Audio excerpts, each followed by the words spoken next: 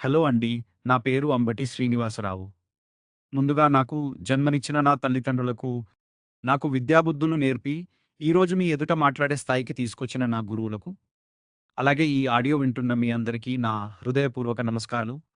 ఈరోజు మనం తమిళ సినీ ప్రపంచంలో దళపతిగా కోట్లాది అభిమానుల మనసులు గెలుచుకున్న సినిమా హీరో నుంచి రాజకీయ నాయకుడిగా ఎదిగి, తమిళనాడు రాజకీయాల్లో సంచలనం సృష్టించిన విజయ్ గారి గురించి మాట్లాడుకుందాం. ఒక సాధారణ సినీ నటుడిగా మొదలైన ఆయన ప్రయాణం ఈరోజు ప్రజల ఆశల ప్రతీకగా ఎలా మారిందో తెలుసుకుందాం.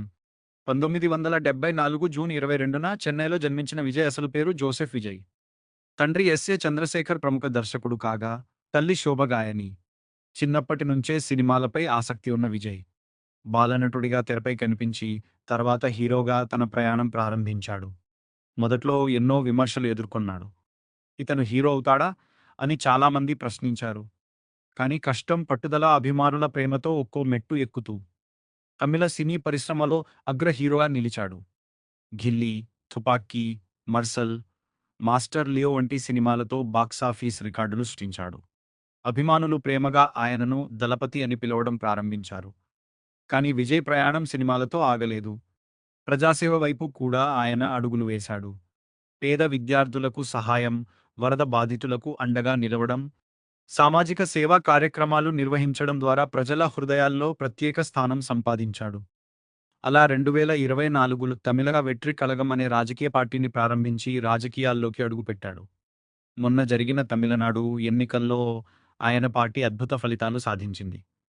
దాని మొదటి కారణం యువత మద్దతు. విజయ్‌కు తమిళనాడులో యువతలో అసాధారణమైన ఫాలోయింగ్ ఉంది.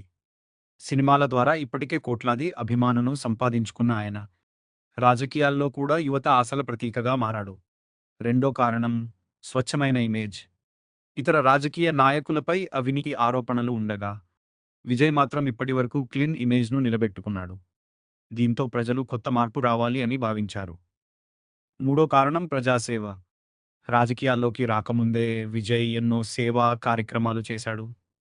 పేద విద్యార్థులకు సహాయం, ప్రకృతి విపత్తుల సమయంలో సాయం, అభిమాన సంఘాల ద్వారా సామాజిక కార్యక్రమాలు నిర్వహించడం ప్రజల్లో మంచి అభిప్రాయం తీసుకొచ్చింది. నాలుగో కారణం పాత పార్టీలపై అసంతృప్తి. చాలా సంవత్సరాలుగా తమిళనాడులో అదే రాజకీయ పార్టీలు అధికారంలో ఉండటంతో ప్రజల్లో మార్పు కావాలనే భావన పెరిగింది. ఆ ఖాళీని విజయ్ చాలా తెలివిగా ఉపయోగించుకున్నాడు. ఐదో కారణం మహిళలు మరియు మధ్యతరగతి మద్దతు.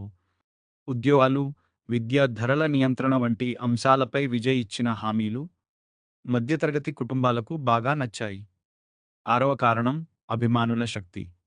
విజయ్ ఫ్యాన్స్ కేవలం అభిమానులు మాత్రమే కాదు, ఎన్నికల సమయంలో వాళ్ళు పార్టీ కార్యకర్తల్లా పనిచేశారు.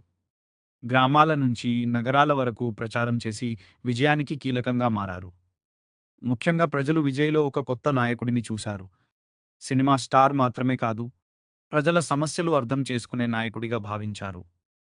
అందుకే తమిళనాడు రాజకీయాల్లో విజయ్ విజయం ఒక సాధారణ ఎన్నికల గెలుపు కాదు. అది మార్పు కోసం ప్రజల తీర్పుగా చాలామంది చూస్తున్నారు.